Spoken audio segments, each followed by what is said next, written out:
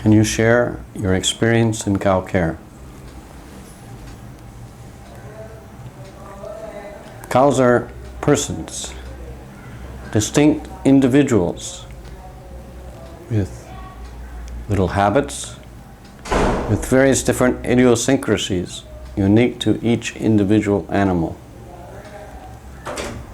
The cows from the West and the cows from India, they behave differently. Cows from India are in the mode of goodness. All cows in generally are in the mode of goodness, but due to the influence of the age of Kali, cows in India express goodness more strongly. The cows in the West express largely ignorance and to some degree passion. Those cows that are on the milking line and being milked, those are the ones that show the signs of passion. The other animals from the West are all in the mode of ignorance, and you can see this in their eye. It shows fear, because they all understand that they are going to be slaughtered. They can smell the meat on the people that are approaching them, and they're afraid of them. Once, at the farm that Vancouver had in the interior of BC, this is not Serenogity Farm, but a previous farm, first established in 1974 and closed in 1976. At this farm, government veterinarians came to check cows for a disease. This disease was called blue tongue, and they came, they tested, this is a virus. They tested for this virus by extracting a sample of blood from the cow's ear.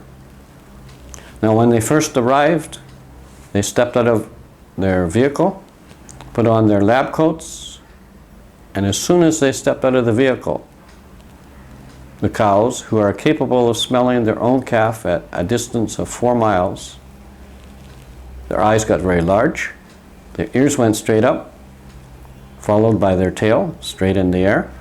Now Western cows don't usually hold their tail in the air. They only do that when they're in extreme fear. Indian cows will do it almost at any time, but it's usually reserved as a warning sign.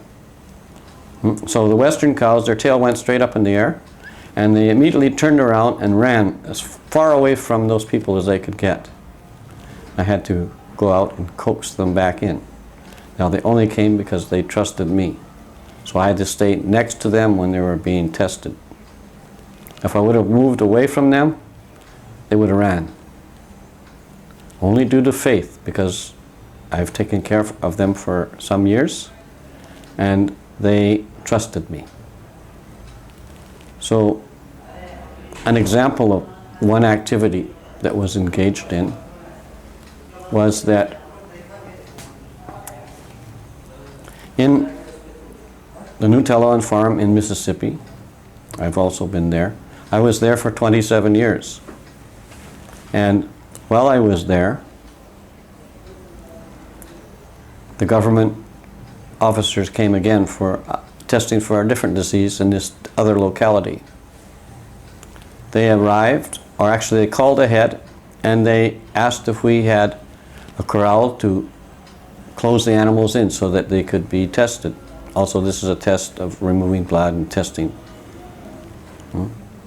So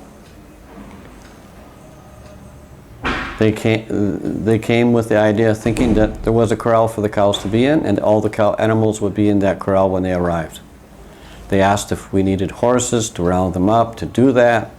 They were willing to help us so that they could do their testing as quickly as possible and move on to the next farm. I told them everything was all right. They should just show up with their testing equipment and their headlock, because I knew they had a better headlock than we did, because ours was falling apart. And so they arrived, and there were no cows in sight, and immediately they were in great anxiety. I said, don't worry, just set up, and by the time I'll go get them. I'll be back in about 5 minutes with all the cows, and by that time you should probably be ready, you know. So I walked up the hill, on the other side of the hill, all the cows were grazing.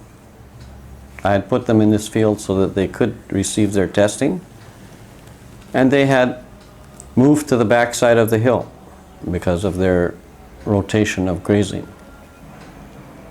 So I arrived at the top of the hill, held my hand straight up in the air and snapped my fingers. This caught the cows' attention. They picked their heads up and they looked at me. I was their grandfather. They understood who I was. If there was new grass to be had, I would be taking them there. So it was to their advantage to follow when I called them. So I did that.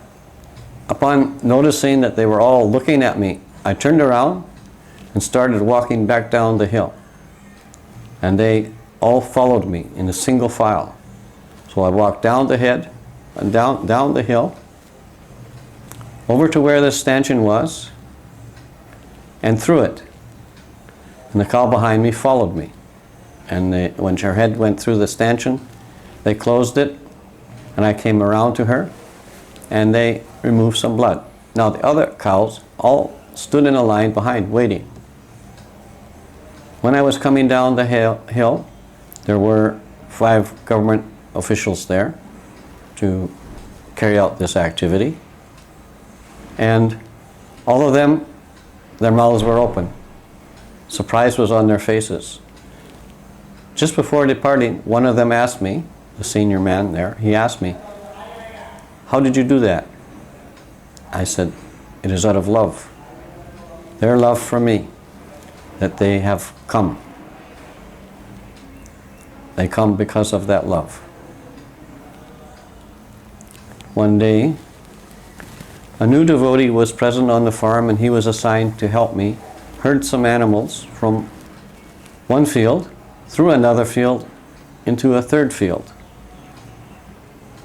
Normally I did this by myself, but they insisted that he help, so I accommodated him.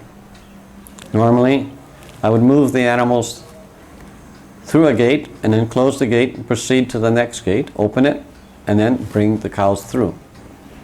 This is a procedure to follow because by nature many of the cows are little tricksters.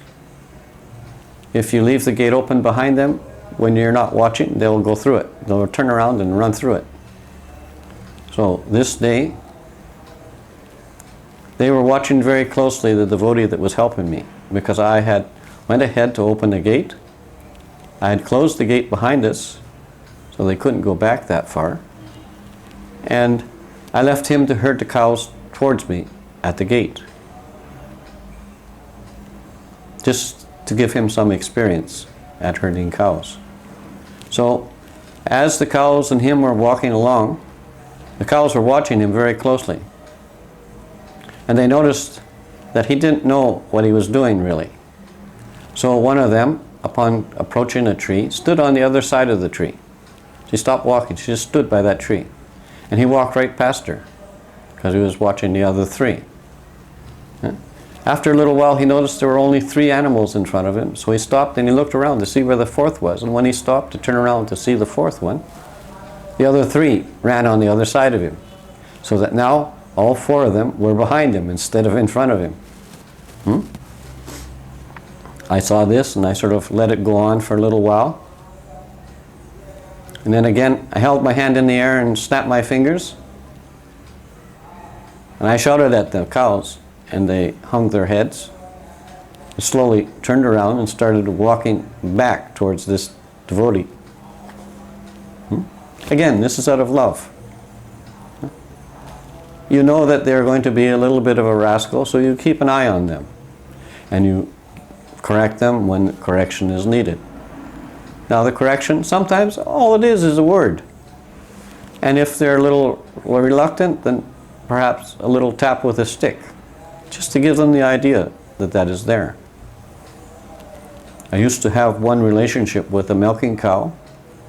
I would stand next to her, close her stanchion, so that she would be locked in place for milking, and then I would put a measured amount of grain in based upon her previous production. A ratio, so much milk for every gallon or for every gallon of milk, she would receive 4 pounds of grain. So we would do that. I would stand there, close the stanchion, put the acquired amount of grain in her feed box, and while I was doing this, she would play a little game with me. She would put her foot on top of my foot, just enough to let me know her foot was there. And my part of the game was try to take my foot away before she put her foot on it. So there's a little game going on. Who can keep their feet from getting stepped on? You know.